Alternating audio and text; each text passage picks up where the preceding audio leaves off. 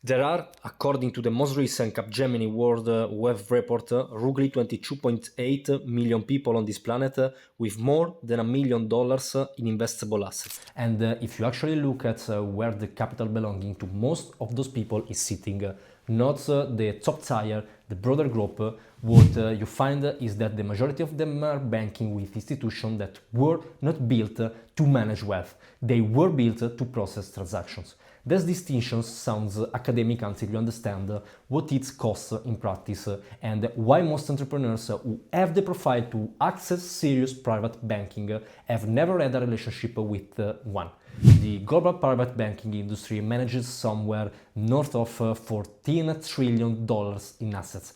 UBS alone handles like 5.7 trillion, and yet the conversation we have most often at GloboBanks is with someone who has a real business, real capital, and has never been told clearly what a private bank actually is or whether they qualify for one. That's what this video is about, and I'll give you the honest answer, including the part most people in this industry skip over. I'm Matteo Maglia, Partnership Manager at GloboBanks, the banking introduction company for international entrepreneurs. Quick note on who this is for.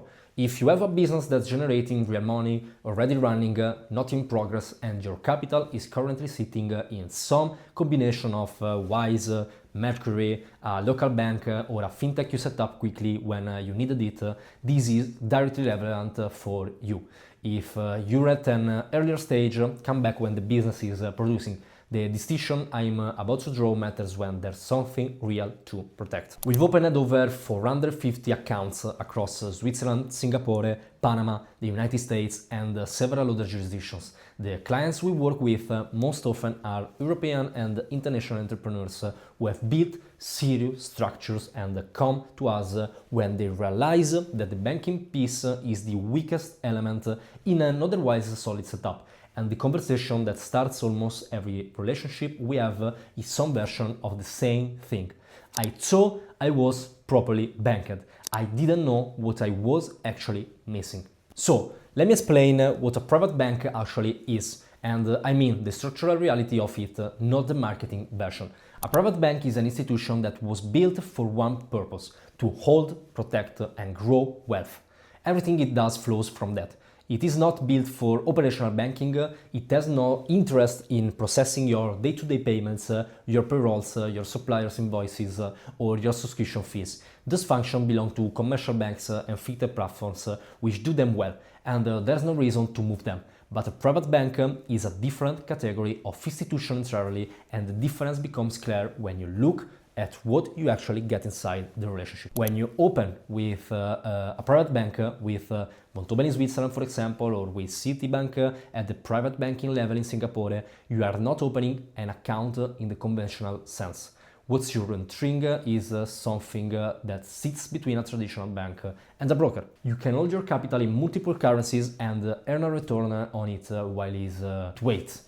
Without making an investment decision at all that runs around 3% annually on deposited liquidity, which on a 200,000 euros position in 6,000 euros a year, just for having the account. Or you can go further and access global financial markets directly through the same relationship, or both, in whatever proportion makes sense for your situation.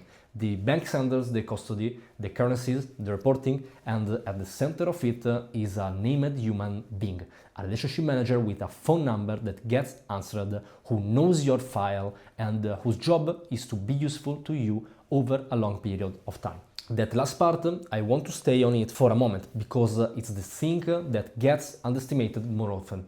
The relationship manager is not a perk, it's the fundamental difference in how problems get solved. When you have a significant transfer that needs to move across jurisdictions and the correspondent bank on the other end is asking questions, a relationship manager handles it. When something in your structure changes and you need to understand the implication for your accounts, they explain it.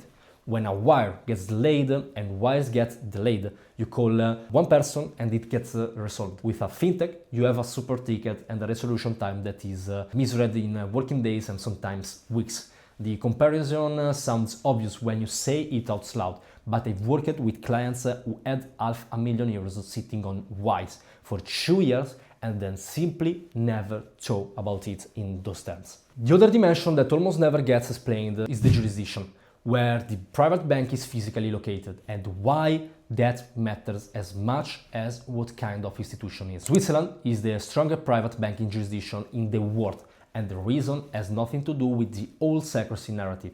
It has to do with something more durable and more interesting. Swiss institutions manage assets belonging to clients for countries that are in active geopolitical conflicts with each other. Americans, Russians, Saudis, Iranians, simultaneously, in the same system under the same institutional framework. That's only possible because Switzerland has maintained a structural neutrality that every party finds useful. Nobody disrupts the jurisdiction where everyone stores something, because doing so would also disrupt their own assets. It's an arrangement of mutual inconvenience that has proved remarkably stable across 2 world wars and every crisis since. Singapore is the other major private banking center, and the distinction from Switzerland is mainly geographic and structural. It's the right answer for clients whose business and capital are primarily Asia-facing and the private banking infrastructure that has grown significantly over the past decade. The two jurisdictions serve different profiles, and having a relationship in each of them is, for clients above a certain level, the standard configuration. Here is the part of this conversation that most videos on private banking skip, because it's commercially inconvenient. Access.